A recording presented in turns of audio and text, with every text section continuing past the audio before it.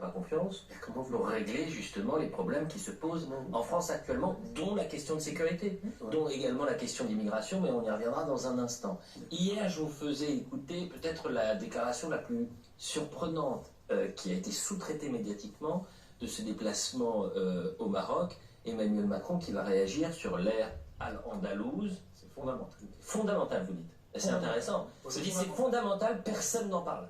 Ah ben pourtant, c'est la paresse intellectuelle. C'est 10 fois plus intéressant que 7 siècles. Vous avez, mais vous voulez que je vous dise, vous avez entièrement raison. 7 siècles durant lesquels la péninsule ibérique était sous domination musulmane.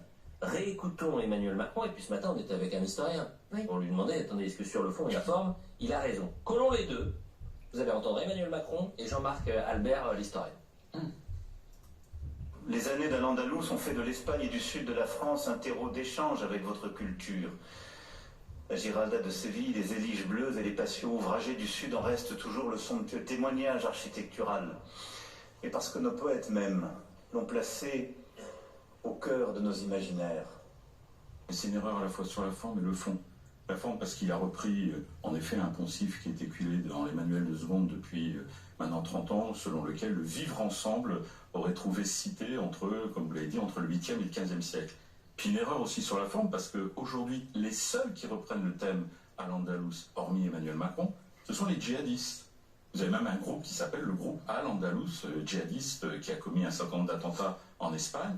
Ça veut dire que, et pour eux, la notion du vivre ensemble n'est sans doute pas celle à laquelle croit Emmanuel Macron. Ce qui veut dire que reprendre la thématique d'Al-Andalus sur le plan de la forme, c'est à la fois envoyer un signal qui est extrêmement mauvais vis-à-vis de ceux qui ont la haine de l'Occident, et puis en plus, c'est quelque chose qui, sur le fond, est faux, historiquement. Voilà. Il a tout dit, Jean-Marc Albert, mais vous avez dit que c'est une déclaration fondamentale, bien plus importante que la polémique de la table. Mais oui, parce que je me dis comment le président de la République, dont je peux quand même faire crédit de l'intelligence et de la connaissance historique, peut dire une pareille baliverne.